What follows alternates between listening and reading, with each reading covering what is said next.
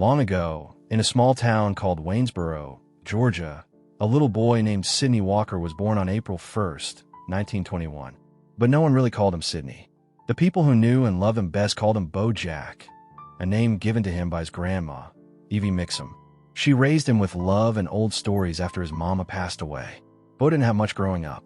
He lived through the Great Depression, on a patch of land that barely grew anything but weeds and hard days. He was just a boy, but his hands worked like they were made for a man's job.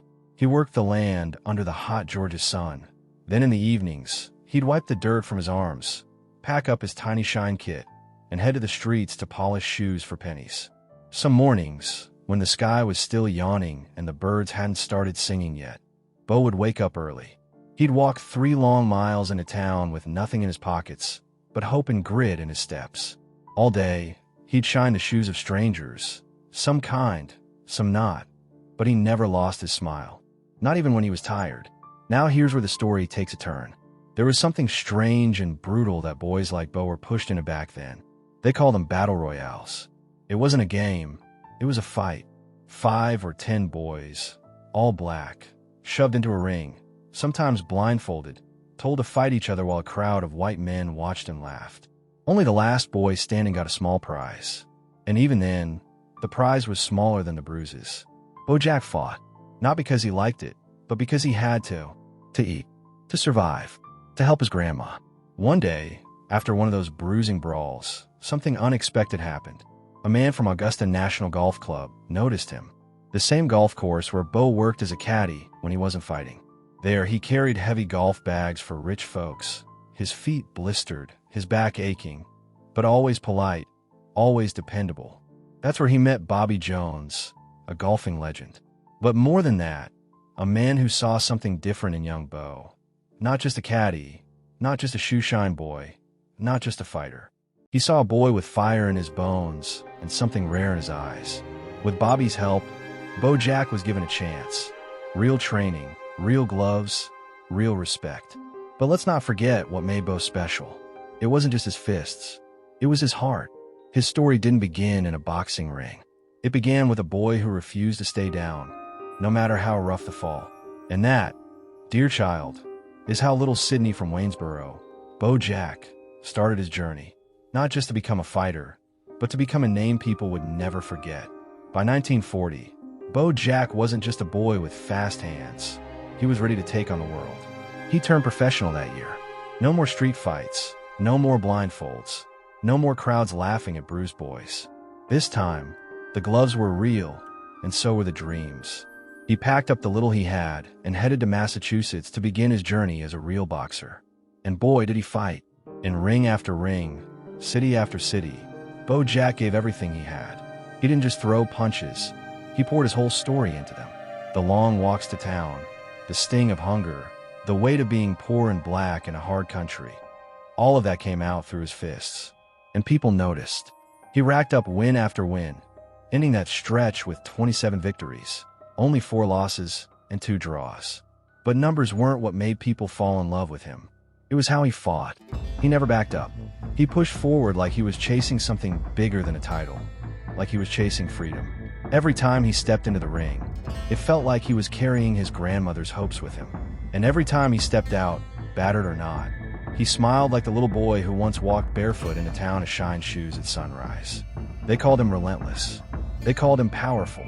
But more than anything, they called him unforgettable. Because Beau Jack wasn't just fighting opponents. He was fighting his way out of the shadows. And people, black, white, rich, poor, watched and cheered.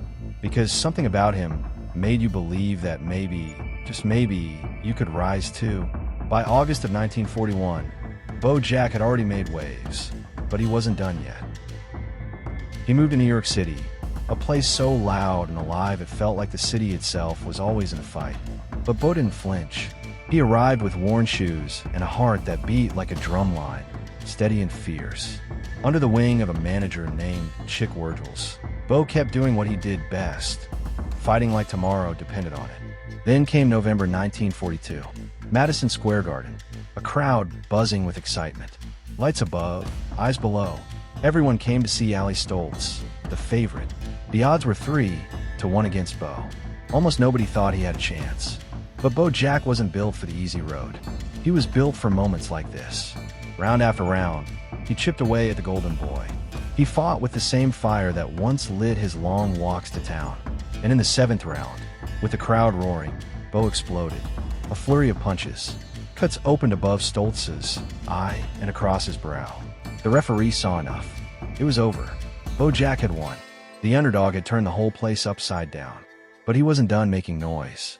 Just 1 month later, on December 18th, 1942, he stepped into the ring again, this time for the New York State Athletic Commission lightweight title.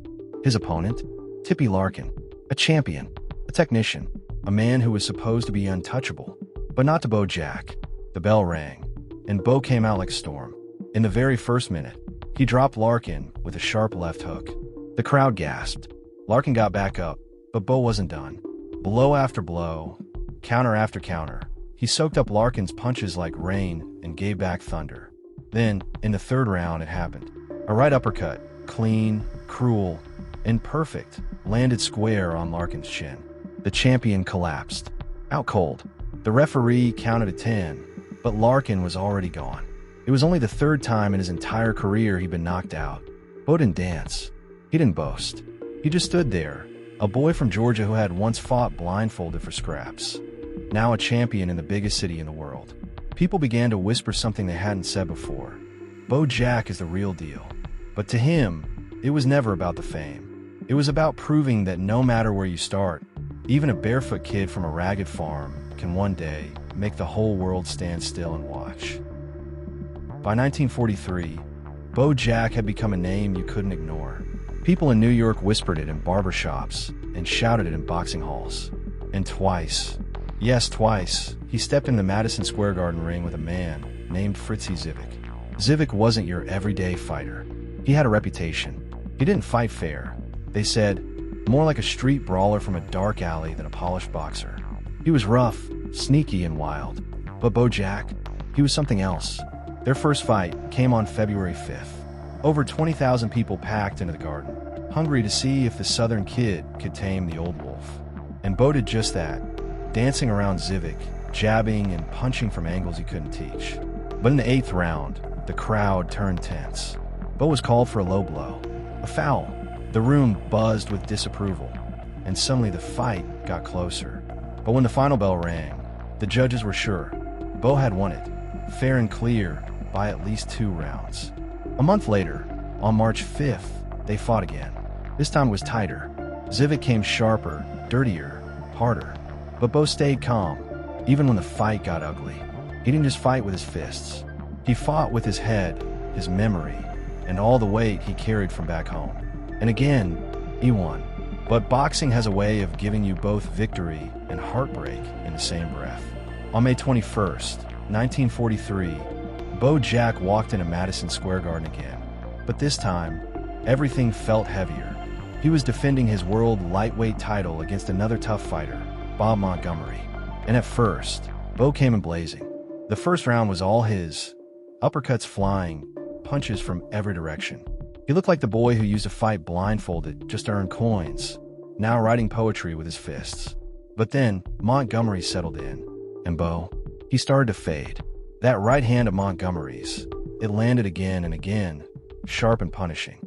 Beau kept moving, kept throwing, but his face began to swell. By the later rounds, both his eyes were nearly shut. He was fighting in the dark, again, just like the battle royales he used to win as a boy. In the 11th round, a punch to the chin dropped him to one knee. He got back up, of course. Beau always got back up, but his legs were heavy. His breath came slow, and by the time the 15th round ended, everyone knew. Bob Montgomery had won. One reporter said it plainly. Montgomery took 11 rounds, Beau only 4. But here's the thing. Beau Jack didn't leave that ring a loser. He left it the same way he entered it. A fighter who gave everything, every time. A man who didn't quit, even when he couldn't see, even when he was bleeding, even when the world turned its back for a moment. Because Beau Jack wasn't just fighting opponents. He was still fighting life itself. Just when people thought Beau Jack might be done, he did what he always did best. He came back. It was November 19th, 1943. New York City again. Madison Square Garden. Beau Jack stepped into the ring for a rematch with Bob Montgomery, the man who had taken his title just months before. This time, though, Beau wasn't fighting wild. He came in with a plan, and he trusted someone deeply, his trainer, Larry Amedee. Amedee had told him something simple but powerful. Stay close. Don't give Montgomery room. Fight hard when he tries to break away. Use your strength. Don't give him space to breathe. And Beau listened. He fought smart. He didn't waste punches. He didn't rush. He leaned into every round, like he was carving out each second with patience and purpose. In the 9th round, after a tough clinch, he landed one of his hardest punches of the night. Sharp, clean, and strong. That single moment swung the rhythm of the fight. He took the 9th, then the 10th. The crowd saw it. Beau Jack was in control, but nothing ever came easy for him. Montgomery came roaring back in the last 5 rounds, especially the final 2. Beau's face took the hits. His body soaked up the pain. He was battered. He could barely see again, but he didn't crumble. He stood there, toe-to-toe, holding on with every bit of strength left in his bones. It wasn't just physical, it was pure heart. When the bell rang, the judges spoke. Beau Jack had done it. He was champion again. One even said he'd won 10 of the 15 rounds. That's what made him different. Not that he never lost, but that he always found his way back. Then came January 28th, 1944, another night, another battle, another crowd packed into the garden. This time, 19,113 people watched him square off with Sammy Ngat. It wasn't for a title, but it felt just as big. Beau was the New York champ. Ngat was the champ under the National Boxing Association. No one really knew who would win. The fight swayed like a boat in wild water. One moment, Beau had the edge. Then Ngat. Then Beau again. Back and forth it went. No one fell. No one folded. The judges couldn't pick a clear winner. Even United Press gave them 4 rounds each, with 2 close to call. When it was over, there were no belts handed out. No new titles. But Beau Jack had proven something again. That no matter the opponent, no matter the pressure, he always showed up. With fire. With focus. With the same fight that got him out of Georgia, out of battle royales, and onto boxing's biggest stage. He didn't always win, but he never disappeared. Because Beau Jack didn't fight for applause. He fought for survival. And with every punch, every round, every bruised eye and aching rib, he reminded the world, I'm still here. The crowd was still buzzing from Beau Jack's fierce battle with Sammy Ngat. Ngat, tough as nails, had limped out of the ring that night, nursing a thigh injury that slowed him down. But no one doubted the fight had been real. No shortcuts, no excuses, just 2 warriors giving it all. But Beau didn't have time to rest on that draw. Just weeks later, on March 3rd, 1944, he stood once again under the hot lights of Madison Square Garden. Same ring, same noise, same pressure. He was facing Bob Montgomery for the 3rd time. This was the fight to break the tie. Each man had beaten the other once. Now everything was on the line again. Pride, the title, and the roaring expectations of over 19,000 fans packed into the garden. Beau came in as the favorite. The early betting had him on top. And from the very first bell, it was a battle of inches. Every round tight, every exchange dangerous. Beau fought hard, moving with the urgency of someone who knew what loss felt like and didn't want to feel it again. But Montgomery fought just as hard. When it was over, the judges leaned slightly toward Montgomery. A split decision. Close, painful, almost too close to argue. But still, the belt slipped from Beau's waist.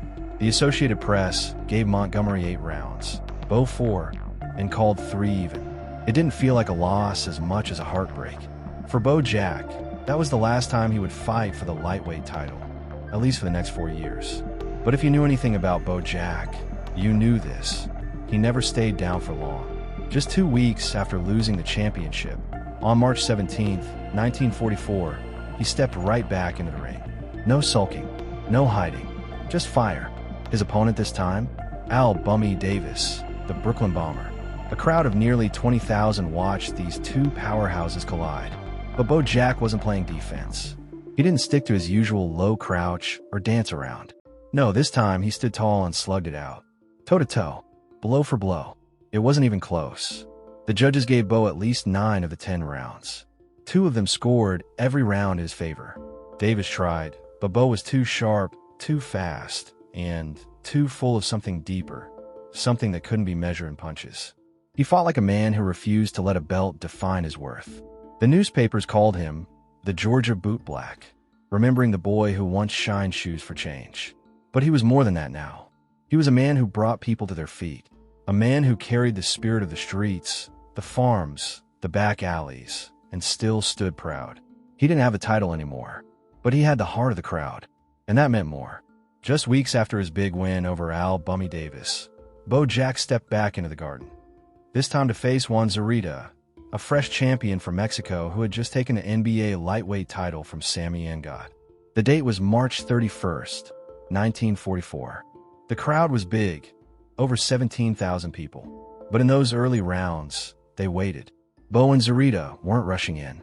Both men knew the other could do damage. So, they moved carefully, like two chess players who didn't want to blink first. But by the fifth round, something shifted. Zurita started to fade. And Beau, he turned it up. He won round after round, 7 in total, while Zurita only managed 3. In the final round, the Mexican champion made a small comeback, showing flashes of his fire. But it was too late. Beau had done enough. Another win. Another night with his name in lights. But that wasn't the fight people would remember most. That came a few months later. August 4th, 1944.